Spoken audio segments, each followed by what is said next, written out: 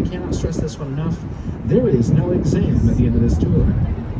So anything you learn is really on the honor system. Your primary responsibility is to enjoy yourselves. However, I've got a lot of facts to deliver and not a lot of time to do it, so I'm going to go ahead and get started. The first building we're going to talk about is easy to identify because it is helpfully wearing a name tag. It's also on the right side of the river. It is, of course, the Trump International Hotel and Tower.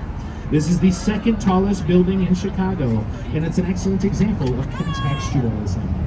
Contextualist architecture is site-specific. It draws inspiration from its surroundings, both natural and constructed. In the case of Trump Tower, there are 3 setbacks going up the side of the building. So where the building goes up, and then goes in, and then goes up again. Each of these setbacks corresponds with the height of a neighboring building. For example, the second setback up here on the left is actually the same height as the Jewelers building, this very ornate dome building out here on the left side of the river. It's very square, very ornate, dome lit up at the top. That's the Jewelers building. Some of you might recognize that as Gotham City Courthouse from Batman Begins. Now, Trump International Hotel and Tower was completed in 2009, and it was designed by a man named Adrian Smith. This is a guy who knows a thing or two about tall buildings. He's the designer of the current world's tallest building, the Burj Khalifa in Dubai. And if you're curious how Trump Tower stacks up against the Burj Khalifa, you would literally need to stack it. 2 Trump Towers stacked one on top of the other would give you the approximate height of the Burj Khalifa. Right next door, we've got this black box building here coming into view. This is AMA Plaza, completed in 1972.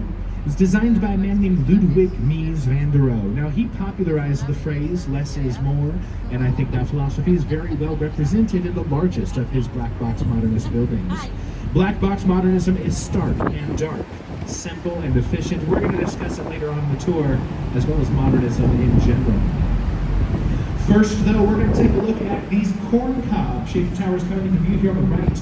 These are part of a complex called Marina City, designed by a man named Bertrand Goldberg. Bertrand Goldberg believed that buildings should reflect nature, and in his words, there are no rivals in nature. And so we end up with these curvilinear modernist towers.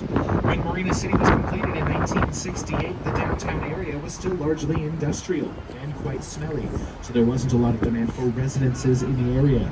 Bertrand Goldberg's solution to this was a city within a city. This apartment complex had shops and restaurants, a bowling alley, an ice skating rink, and a cinema, which has since become the Chicago House of Blues. There's also, of course, a marina to park your boat and a garage to park your car. Valet only, for obvious reasons. Right? There aren't enough suspended tennis balls in the world to give you the confidence to park in that garage. No, thank you.